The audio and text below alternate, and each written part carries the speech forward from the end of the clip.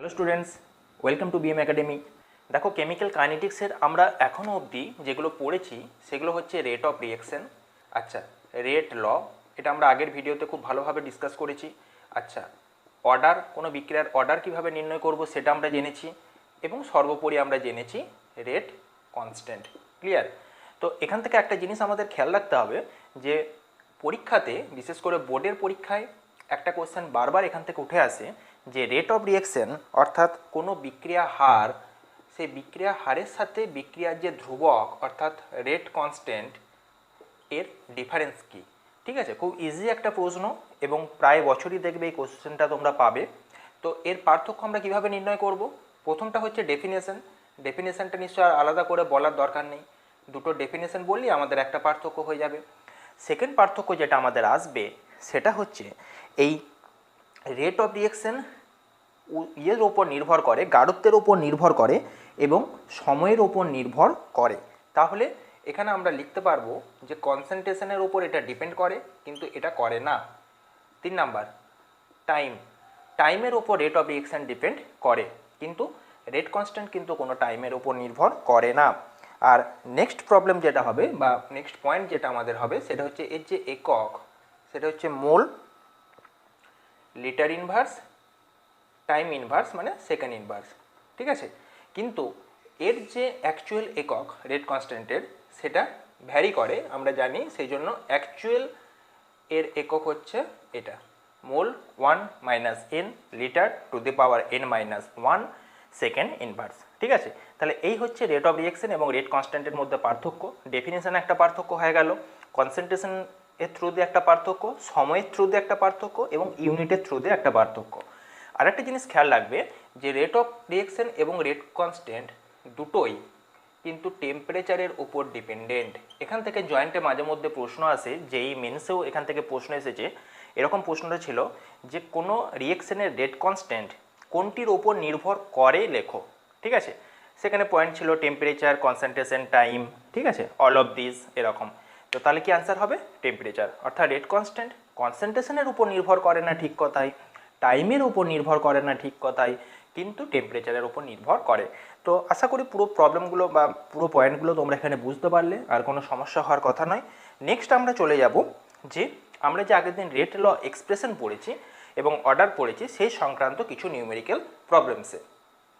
দেখো, এখানে খুব সুন্দর এবং সহজ একটা প্রশ্ন লিখেছি। 2a প্লাস 3b এখান থেকে তৈরি হচ্ছে প্রোডাক্ট, এ এর সাপেক্ষে বিক্রিয়ার অর্ডার হচ্ছে 2 এবং বি এর সাপেক্ষে বিক্রিয়ার অর্ডার হচ্ছে -1। তাহলে এখানে আমরা খুব ভালোভাবে দেখতে পাচ্ছি যে এই অর্ডারগুলো এক্সপেরিমেন্টাল ভ্যালু এবং এই যে স্টয়চিওমেট্রিকগুলো রয়েছে এদের ওপর ডিপেন্ডেন্ট নয়, এদের সাথে ম্যাচ করতেও পারে, নাও করতে পারে। ঠিক আছে, বেশ, এগুলো আমরা আগেও ডিসকাস করেছি। তো এখানে যেটা চেয়েছে আমাদের রেট ল এক্সপ্রেশন চেয়েছে, অর্থাৎ রেট অফ রিঅ্যাকশনের যে এক্সপ্রেশন, সেই এক্সপ্রেশনটা হবে আর ইজ ইকুয়াল টু কে। কেটা হচ্ছে রেট কনস্ট্যান্ট, এটা দিতেই হবে। আচ্ছা, প্রথম রিঅ্যাকট্যান্ট এ টু দি পাওয়ার কত হবে?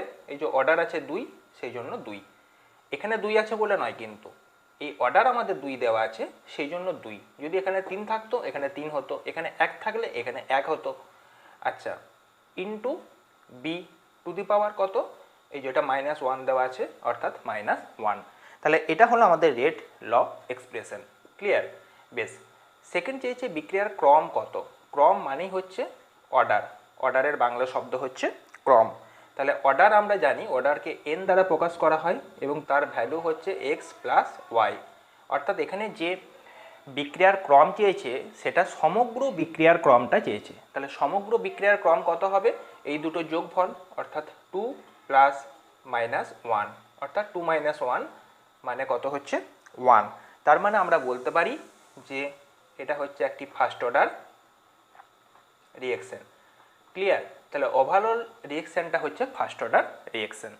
এবারে এখানে যদি আমাদের কিছু কিছু চেঞ্জ করে দেয়, কখনো কখনো প্রশ্ন পড়তে পারে এর সাথে যে এ এর গাঢ়ত্ব বা কনসেন্ট্রেশন দ্বিগুণ যদি করা হয়, দ্বিগুণ করা হলো। ঠিক আছে, এর বলতে শুধুমাত্র এর, বিটা ফিক্সড রাখা হলো, শুধুমাত্র এর গাঢ়ত্ব যদি দ্বিগুণ করা হয় তাহলে পরে আমাদের রেট অফ রিঅ্যাকশনে কি ডিফারেন্স আসবে সেটা বলো। ঠিক আছে, তাহলে এখান থেকে আমরা কিভাবে অ্যান্সারটা করব, দেখো ভেরি ইজি। আর সমান আমরা জানি K A to the power 2 B to the power -1। এখন যদি আমাদের এর গাঢ়ত্ব ডবল করে দেওয়া হয় তাহলে রেট অফ রিঅ্যাকশনটা আমরা ধরে নিচ্ছি বা রেট ল এক্সপ্রেশনটাকে আর ড্যাশ ধরছি, তখন এটা সমান হবে কে, এটা হয়ে যাবে 2a to the power 2 B to the power -1। Beta যেমন আছে তেমনই রাখলাম, কারণ এখানে শুধুমাত্র এর গাঢ়ত্ব দ্বিগুণ করেছে, অর্থাৎ এটা 2a হয়ে গেছে। এটা যদি 10 ছিল তাহলে 10 দুগুণে 20 হয়ে গেছে, 15 থাকলে 30 হয়ে গেছে। ব্যাপারটা বোঝা গেছে? বেশ, অর্থাৎ রেটটা কত গুণ বাড়লো সেটা আমরা এবারে হিসেব করব। ভেরি ইজি, একদম বাচ্চা ছেলের অঙ্ক। আর ড্যাশ বাই আর সমান এইটা বাই প্রথম কার্ডটা, K 2a to the power 2 B to the power -1 K A to the power 2 B to the power -1। তাহলে কত আসছে দেখো, 2 টু দি পাওয়ার 2 মানে এই 4 এটা থাকছে। বাকি এগুলো কি হবে, কে কে কেটে যাবে, এ স্কোয়ার কেটে যাবে, b to the power -1 b to the power -1 কেটে যাবে। তার মানে আমাদের যেটা আলটিমেট পড়ে থাকলো সেটা হচ্ছে 4। তাহলে আর ড্যাশ সমান আমরা লিখতে পারি 4r, অর্থাৎ কোনো বিক্রিয়ার যে রেট অফ রিঅ্যাকশন সেটা কত গুণ বেড়ে যাবে সেটা আমরা লিখতে পারি যে অতএব 4 গুণ বেড়ে যাবে। ক্লিয়ার?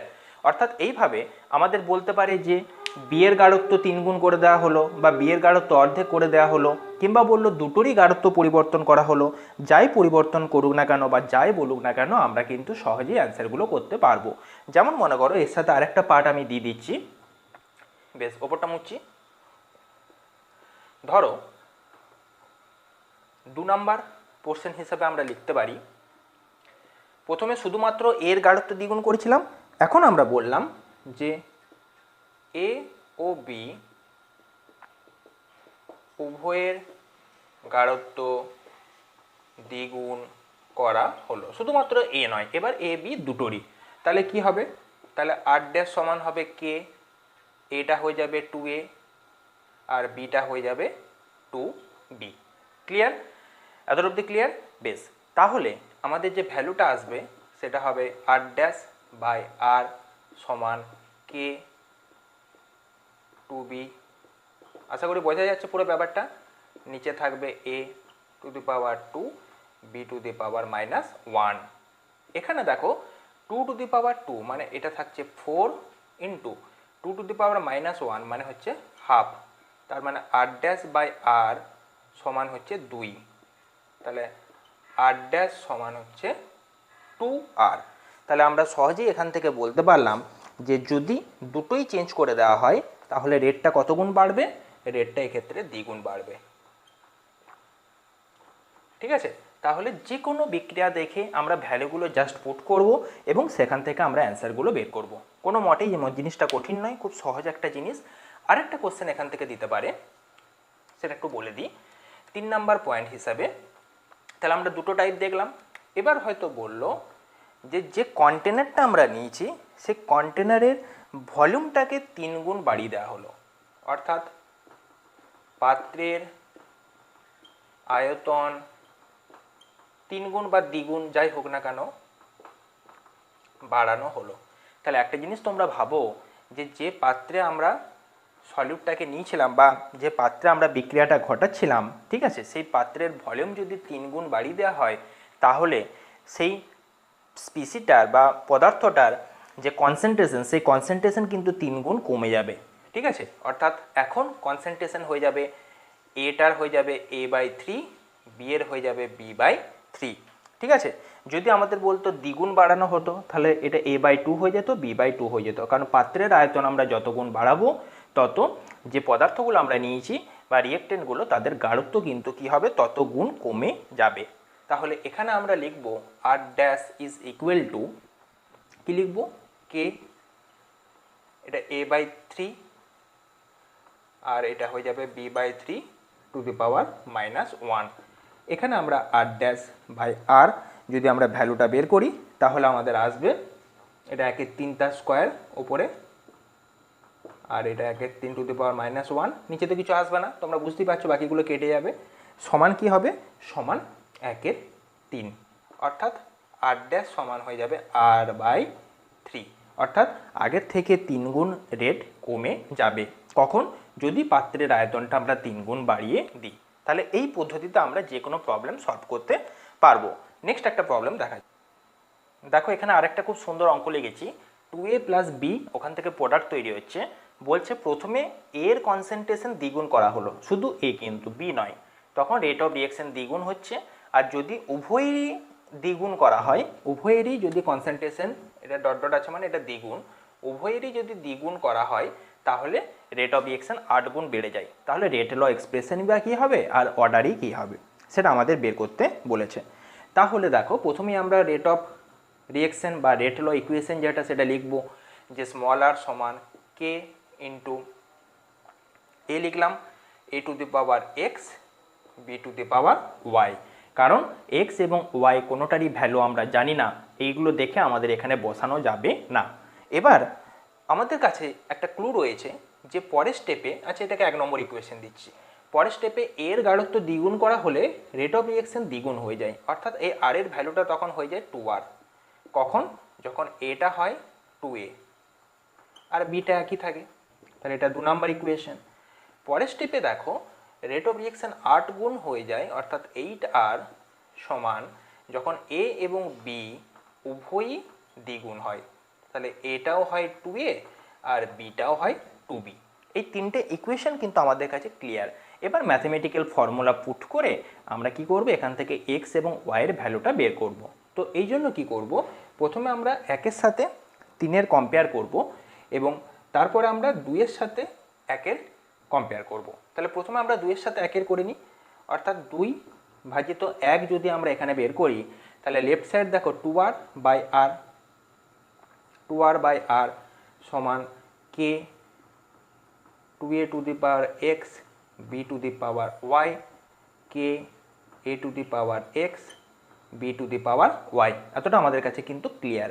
এবার আমাদের যে ভ্যালুটা আসবে, এ আর আর কেটে যাবে 2, এটা আসবে 2 টু দি পাওয়ার এক্স, বাকিগুলো কিন্তু কেটে যাচ্ছে দেখো। তাহলে এখান থেকে তোমরা সহজেই বলতে পারবে সূচকের সূত্র অনুযায়ী যে এটা 2 মানে 2 to the power 1, that means x সমান হচ্ছে 1। তাহলে এক্সের ভ্যালুটা আমরা এখান থেকে পেয়ে গেলাম 1। এবার আমরা কি করব, 3/1 করব, তাহলে আমরা আর একটা ভ্যালু পেয়ে যাব। 3/1 যদি করি আমরা, তাহলে হচ্ছে এখানটা প্রথমে একবার লিখি 3 ডিভাইড বাই 1, তাহলে 8r বাই আর সমান কি হবে, K 2a to the power X 2b to the power Y, K A to the power x B to the power Y. তাহলে 8 সমান কি হবে, 2 to the power X 2 to the power Y. এবারে X এর ভ্যালুটা কত আমরা জানি, 1, এটা আমরা জানি। তাহলে এর ভ্যালুটা হয়ে যাচ্ছে 2, ভালো করে বোঝো। তাহলে এর ভ্যালুটা হয়ে যাচ্ছে 2 টু দি পাওয়ার 1। তাহলে আমরা পরের লাইনে লিখতে পারি এখান থেকে যে 8 সমান 2 to the power 1 into 2 to the power Y. Clear হয়েছে ব্যাপারটা আমাদের কাছে? বেশ, তাহলে 2 টু দি পাওয়ার ওয়াই সমান 4, তার মানে আমাদের দাঁড়ালো ওয়াই সমান 2 হয়েছে। বেশ, অর্থাৎ এক্ষেত্রে আমরা দেখতে পেলাম যে এক্স এর ভ্যালুটা হচ্ছে 1 আর ওয়াইয়ের ভ্যালুটা 2, কারণ এই যে 4টা আমরা লিখেছি, এই 4 মানেই তো 2 টু দি পাওয়ার 2। তাহলে ওয়াই সমান কি হয়ে গেল, পাওয়ারে 2 হয়ে গেল, ওয়াইয়ের ভ্যালুটা হয়ে গেল 2। তাহলে পুরো বিক্রিয়ার যে অর্ডার, সেই অর্ডারটা কত হবে, অর্ডার সমান আমরা জানি এক্স প্লাস ওয়াই, অর্থাৎ 1 প্লাস 2 মানে 3। অর্থাৎ পুরো বিক্রিয়াটার ওভারঅল অর্ডার হবে 3, আর বিক্রিয়াটার রেট ল এক্সপ্রেশন যেটা হবে সেটা হচ্ছে এক্স এর ভ্যালু আমাদের 1 বেরিয়েছে, অর্থাৎ এ টু দি পাওয়ার 1 আর বি টু দি পাওয়ার 2, কারণ ওয়াইয়ের ভ্যালু বেরিয়েছে 2। এটা আমি এখানেই মুছে লিখে দিলাম, তোমরা নিচে একবার লাইন দিয়ে লিখে নাও যে অতএব বিক্রিয়ার অর্ডার হবে 3 এবং বিক্রিয়ার রেট ল এক্সপ্রেশন হবে এটা। তাহলে এরকম আমাদেরও দিতে পারে যে রেট ল এক্সপ্রেশন এবং অর্ডার বেরও করতে দিতে পারে, আবার রেট ল এক্সপ্রেশনটা দিয়ে সেখান থেকে কিছু প্রশ্নও দিতে পারে, যেমন আমাদের আগের প্রবলেমটা করলাম। তো এইভাবে যে কোনো পদ্ধতিতেই হোক না কেন, আমরা যদি কনসেপ্টটা ক্লিয়ার থাকে তাহলে খুব সহজেই এবং সহজ উপায়ে আমরা অ্যান্সারগুলো করতে পারবো। এবার আমরা একটা নেক্সট টপিকে চলে যাব। তো সেই জন্যই দেখো আমরা এখানে লিখেছি some important points about order of reaction. তো প্রথমেই আমরা বলবো যে আমরা এটা দেখবে জানি বা আগের ভিডিওতে আমরা এগুলো বলেওছি যে স্টয়কিওমেট্রিক কোএফিসিয়েন্টের সাথে বিক্রিয়ার অর্ডারের কিন্তু কোনো সম্পর্ক নেই। অর্থাৎ প্রথম আমাদের যে পয়েন্টটা বা এক্সাম্পলটা হবে সেখানে আমরা এখানে এটা লিখতে পারি যে স্টয়কিওমেট্রিক কোএফিসিয়েন্ট এর সঙ্গে অর্ডারের কোনো সম্পর্ক নেই, কারণ আমরা খুব ভালোভাবেই জানি এটা হচ্ছে একটা এক্সপেরিমেন্টাল রেজাল্ট। এবার আমরা একটা এক্সাম্পল দেখব। 2N2O5 এখান থেকে তৈরি হচ্ছে 4NO2 প্লাস O2। ক্লিয়ার? এবারে যদি স্টয়কিওমেট্রিক কোএফিসিয়েন্টের সাথে সম্পর্ক থাকতো তাহলে আমাদের রেট অফ রিঅ্যাকশন সমান কি হওয়া উচিত ছিল? K into N2O5 to the power 2, কারণ এখানে স্টয়কিওমেট্রিক কোএফিসিয়েন্ট আছে কত? 2। কিন্তু এক্সপেরিমেন্টালি দেখা গেছে যে এর রেট অফ রিঅ্যাকশন বা রেট হলো এক্সপ্রেশন হচ্ছে K into N2O5 to the power 1। ঠিক আছে, অর্থাৎ আমরা দেখতে পাচ্ছি যে স্টয়কিওমেট্রিক কোএফিসিয়েন্টের সাথে এই অর্ডার সম্পর্কিত হচ্ছে না। এটা হচ্ছে এক্সপেরিমেন্টাল বা পরীক্ষালব্ধ ফলাফলের ভিত্তিতে। ঠিক আছে, নাম্বার 2 নাম্বার পয়েন্ট হিসেবে আমরা দেখব কখনো কখনো রেট ল বা রেট এক্সপ্রেশন প্রোডাক্টের কনসেন্ট্রেশনের উপর ডিপেন্ড করে। ঠিক আছে, রেট ল এটা আমরা আগেও বলেছিলাম, দেখবে প্রোডাক্টের কনসেন্ট্রেশন এর উপরও নির্ভর করে, ডিপেন্ড করে, অর্থাৎ নির্ভর করে। এক্সাম্পল কি আছে আমাদের হাতে? এটা 2O3, এখান থেকে আমরা যদি পাই 3O2, তাহলে রেট অফ রিঅ্যাকশন এখানে K ইন্টু, শুধুমাত্র দেখো O3 থ্রু দিয়ে ভ্যালুটা আসার দরকার ছিল, কিন্তু এখানে রেট অফ রিঅ্যাকশনের যে ভ্যালু সেটা আলটিমেটলি দেখা যায় O3 two the power 2 O2 to the power -1। দেখো অক্সিজেনটা তো এখানে প্রোডাক্ট, তাহলে এখানে থাকার কথা ছিল না নিয়ম অনুযায়ী, কিন্তু আমরা দেখতে পাচ্ছি যে এখানে প্রোডাক্টের কনসেন্ট্রেশনটাও বিবেচ্য হয়েছে এবং তার পাওয়ার কত কত থাকবে সেটা পুরোপুরি পরীক্ষালব্ধ ফলাফলের উপর নির্ভরশীল। এখানে 2 আছে বলে এখানে 2 লেখা হয়েছে তা নয়, এটা কোনো না কোনোভাবে হয়তো মিলে গেছে। ঠিক আছে, বেশ, পরীক্ষালব্ধ ফলাফলের সাথে এটা ম্যাচ করে গেছে। বেশ, 3 নাম্বার পয়েন্ট বা 3 নাম্বারে আমরা যে জিনিসটা দেখতে পারি, কখনো কখনো আমরা দেখব যে সমস্ত রিঅ্যাকট্যান্টগুলো দেওয়া আছে সবার উপর ডিপেন্ড করছে না। তাহলে 3 নম্বরে আমরা লিখব যে রেট ল সব রিঅ্যাকট্যান্টের, বোঝা যাচ্ছে তো ব্যাপারগুলো, সব রিঅ্যাকট্যান্টের কনসেন্ট্রেশন, এটাও দেখবে আগে আমরা আলোচনা করেছি, কনসেন্ট্রেশনের উপর নির্ভর নাও করতে পারে। অর্থাৎ সবার উপর যে নির্ভর করবে তার কিন্তু কোনো মানে নেই। ঠিক আছে, যেমন একটা এক্সাম্পল আমরা এবার দেবো, Na2 প্লাস CO সমান হচ্ছে NO প্লাস CO2। তাহলে এর যে রেট অফ রিঅ্যাকশন সমান K into NO2 to the power 1 into CO2 to the power 0। এর মানেটা কি? এর মানেটা এরকম দাঁড়ালো যে রেট অফ রিঅ্যাকশন এই NO2 এর উপর ডিপেন্ড করছে, এর পাওয়ার 1 আছে, কিন্তু CO2 টু দি পাওয়ার 0, অর্থাৎ CO2 এর ওপর ডিপেন্ড করছে না। অর্থাৎ পরের লাইনে আমরা রেট অফ রিঅ্যাকশনটাকে এইভাবেও প্রকাশ করতে পারি যে NO2 টু দি পাওয়ার 1। এটাকে আমরা নাও লিখতে পারি কারণ আমরা জানি এর ভ্যালু হচ্ছে 1। তাহলে আমরা দেখতে পাচ্ছি যে এখানে দুটো রিঅ্যাকট্যান্ট রয়েছে, কিন্তু দুটো রিঅ্যাকট্যান্ট থাকলেও রেট অফ রিঅ্যাকশন কিন্তু একটার উপর ডিপেন্ড করছে, অপরটার উপর ডিপেন্ড করছে না।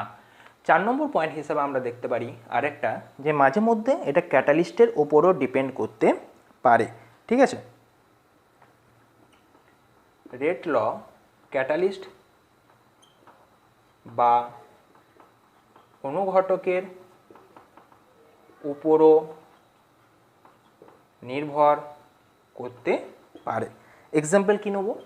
2SO2 প্লাস O2 NO, এখান থেকে আমরা পাচ্ছি 2SO3। দেখা যায় যে এখানে রেট অফ রিঅ্যাকশন সমান K into O2 to the power 1 into NO to the power 1। দেখো খুব ইম্পর্টেন্ট এবং গুরুত্বপূর্ণ জিনিস যে এখানে রেট অফ রিঅ্যাকশন প্রথমত SO2 এর উপর ডিপেন্ড করছে না, শুধুমাত্র একটা রিয়েক্টেন্ট O2 এর উপর ডিপেন্ড করছে। এবং সেকেন্ড যে জিনিসটা মোস্টলি ইম্পর্টেন্ট সেটা হচ্ছে এখানে এই NO অনুঘটকের কাজ করছে। NO হচ্ছে এখানে অনুঘটক বা ক্যাটালিস্ট, সেই অনুঘটকের কনসেন্ট্রেশনের উপরও কিন্তু রেট অফ রিঅ্যাকশন ডিপেন্ড করছে। তাহলে এই চারটে পয়েন্ট কতগুলো উদাহরণের সাহায্যে আমাদের কাছে পুরো ব্যাপারটা আরও ক্লিয়ার হয়ে উঠলো। ঠিক আছে, যদিও এই পোর্শনগুলো পরীক্ষা পারপাসে বিশাল কিছু ইম্পর্টেন্ট নয়, এখান থেকে প্রশ্ন আসে না হয়তো, কিন্তু জিনিসটা বুঝে রাখার জন্য তোমাদের জিনিসটা বলা হলো যাতে করে তোমাদের কাছে কনসেপ্টটা আরও ক্লিয়ার হয়ে ওঠে। এবার আমরা একটা জিনিস দেখব যে আমরা যে গোলবার্গ এবং ওয়াগের সূত্রটা দেখেছিলাম সেটা কি কোনো ক্ষেত্রেই ম্যাচ করে না, সেটা কি সত্যি সত্যি একটা ভুল সূত্র বা ভুল তথ্য, সেটা সম্পর্কে আমরা দেখব যে যদি কোনো বিক্রিয়া একটা ধাপে হয় অর্থাৎ সিঙ্গেল স্টেপে বা এলিমেন্টারি রিঅ্যাকশন যদি হয়, এলিমেন্টারি সিঙ্গেল স্টেপ রিঅ্যাকশনের ক্ষেত্রে সেই সূত্র কিন্তু প্রযোজ্য হয়। ঠিক আছে, অর্থাৎ গোলবার্গের সূত্র যদি কখনো এরকম বলে দেওয়া থাকে যে সাপোজ মনে করো বললাম আমরা একটা এক্সাম্পল H2 প্লাস I2 এটা হচ্ছে 2HI। এবারে তোমাদের পরীক্ষার হলে বা পরীক্ষার কোশ্চেনে, হলে নয় সরি, পরীক্ষার কোশ্চেনে মনে করো দিয়ে দেওয়া আছে যে সিঙ্গেল স্টেপ রিঅ্যাকশন। তাহলে যদি সিঙ্গেল স্টেপ রিঅ্যাকশন হয় তাহলে আমরা কিন্তু নির্দ্বিধায় লিখে দিতে পারবো যে এর রেট হবে K ইন্টু H2, এর আগে স্টয়সিওমেট্রিক কোএফিসিয়েন্ট কত আছে 1, মানে এখানে 1, I2 এর আগে কত আছে 1, মানে I2 টু দি পাওয়ার 1। অর্থাৎ গোলবার্গ এবং ওয়াগের যে সূত্র যে রেট ল বের করার সময় বা রেট অফ রিঅ্যাকশন বের করার সময় যে এক্সপ্রেশনটা আমরা লিখবো সেই এক্সপ্রেশন লেখার সময় এক্সপেরিমেন্টাল ভ্যালুর কোনো দরকার নেই, এর আগে যে স্টয়সিওমেট্রিক কোএফিসিয়েন্টগুলো আছে সেগুলোকে পাওয়ারে নিয়ে যাও, তাহলেই পুরো রেট ল এক্সপ্রেশন চলে আসবে। তো এই সূত্রটা একমাত্র প্রযোজ্য শুধুমাত্র যদি কোনো বিক্রিয়া সিঙ্গেল বা এলিমেন্টারি সিঙ্গেল স্টেপ রিঅ্যাকশন হয়, কিন্তু বাস্তবে দেখা যায় যে এই ধরনের সিঙ্গেল স্টেপ রিঅ্যাকশন খুবই কম, তাই বেশিরভাগ রিঅ্যাকশনই হচ্ছে কমপ্লেক্স রিঅ্যাকশন, সেই জন্য এই সূত্রটা দেখা যায় যে কোনো ক্ষেত্রেই প্রযোজ্য হয় না। ঠিক আছে, বেশ, তাহলে শুধুমাত্র যদি এমন ধরনের কোনো প্রশ্ন তোমাদের দেয় যে ব্র্যাকেটে সিঙ্গেল স্টেপ লিখে দেয়, তা নাহলে তো তুমি বুঝতে পারবে না কোনটা সিঙ্গেল স্টেপ কোনটা ডবল স্টেপ, আমরা কী করে বুঝবো, সেটা তো আমরা রিঅ্যাকশন দেখে বুঝতে হবে, অত বোঝা যাবে না। তো সেই জন্য কী হবে, যদি সিঙ্গেল স্টেপ লিখে দেওয়া থাকে তোমরা একদম নির্দ্বিধায় এটা লিখে দিয়ে আসতে পারবে। তো এবার আমরা দেখব যে অ্যাকচুয়ালি তাহলে কমপ্লেক্স রিঅ্যাকশনটা কী। কমপ্লেক্স রিঅ্যাকশন আর কিছুই নয়, কমপ্লেক্স রিঅ্যাকশন হচ্ছে যে রিঅ্যাকশনের বেশ কতগুলো স্টেপ থাকবে। ঠিক আছে, অর্থাৎ একটা স্টেপে বিক্রিয়াটা সম্ভব হবে না। যেমন আমরা যদি একটা এরকম এক্সাম্পল লিখি 3A প্লাস 2B, এখান থেকে আমরা মনে করো C বানালাম। এবারে এটা মনে করো কতগুলো স্টেপে তৈরি, 2A প্লাস B প্রথমে মনে করো তৈরি হলো এখান থেকে, সাপোজ মনে করো এখান থেকে তৈরি হলো P। ঠিক আছে, আচ্ছা, আবার পরের স্টেপে মনে করো P প্লাস A, এখান থেকে তৈরি হলো Q, পরের স্টেপে মনে করো তৈরি হলো Q প্লাস B, এখান থেকে তৈরি হলো C। তাহলে একটা জিনিস লক্ষ্য করে দেখো, এই তিনটেকে যদি আমরা যোগ করি 2A প্লাস A মানে আমরা পেলাম 3A, B প্লাস B মানে পেলাম 2B, PQ এদিকে PQ কেটে গেল সমান C। অর্থাৎ এই রিঅ্যাকশনটাই আলটিমেটলি কিন্তু আমাদের এই রিঅ্যাকশনটা, যে রিঅ্যাকশনটা তিনটে স্টেপের মাধ্যমে তৈরি। এবারে সাপোজ মনে করো এই রিঅ্যাকশনটা সবথেকে স্লো স্টেপ হচ্ছে ফার্স্ট স্টেপটা, আর কোনো বিক্রিয়ার অ্যাকচুয়াল রেট ডিটারমাইনিং স্টেপ যেটা বা বিক্রিয়ার হার নির্ণায়ক ধাপ বলা হয়ে থাকে, সেটাকে কোনো বিক্রিয়ার হার বা রেট নির্ণায়ক বা ডিটারমাইনিং ধাপ বা স্টেপ কোনটাকে বলা হয়, সবথেকে যেটা স্লোয়েস্ট স্টেপ সেই স্টেপটাকে।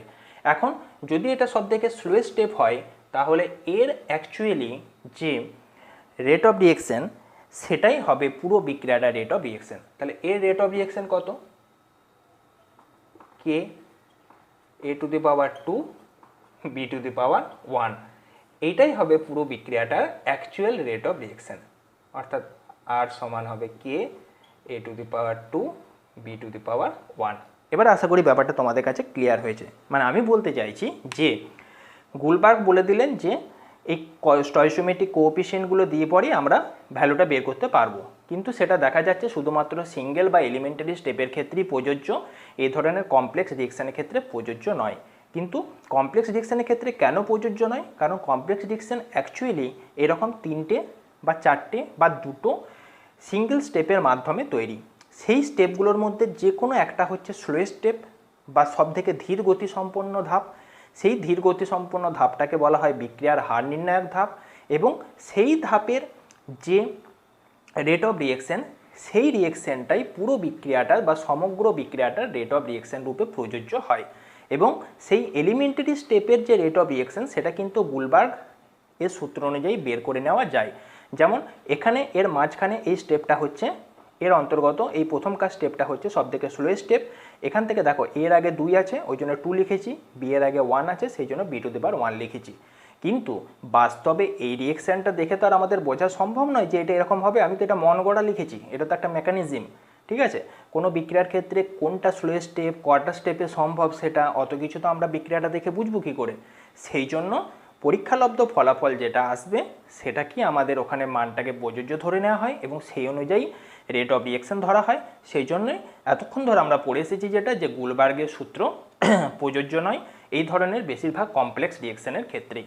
আর যদি কোনো রিঅ্যাকশন পার্টিকুলার তোমার ব্র্যাকেটে লিখে দেওয়া থাকে সিঙ্গেল স্টেপ, তাহলে তুমি সেখানে বলতে পারো গুলবার্গের সূত্র প্রযোজ্য বা কাজে লাগিয়ে তুমি অর্ডার এবং রেট অফ রিঅ্যাকশন বের করতে পারো। আবার একটা কোশ্চেন, যদি এই টাইপের কোনো প্রশ্ন দিয়ে ধরো এরকম 2টো স্টেপ দিল, 3 নম্বর স্টেপটা হয়তো দিলই না, ধরো 2টো স্টেপের মধ্যে একটা স্টেপকে লিখে দিল যে স্লো স্টেপ এটা বা সবথেকে ধীর গতি সম্পন্ন ধাপ, তখন তুমি তার যে রেট অফ রিঅ্যাকশন সেটাকে দেখে তুমি রেট ল এক্সপ্রেশন বানালেও বানিয়ে নিতে পারো। ক্লিয়ার হয়েছে ব্যাপারটা? বেশ, তাহলে এই হলো আমাদের রেট অফ রিঅ্যাকশন এবং রেট ল এক্সপ্রেশন সম্পর্কিত পুরো তথ্য। পরের ভিডিওতে আমরা পরের পার্টটা আলোচনা করব। ওকে, থ্যাংক ইউ।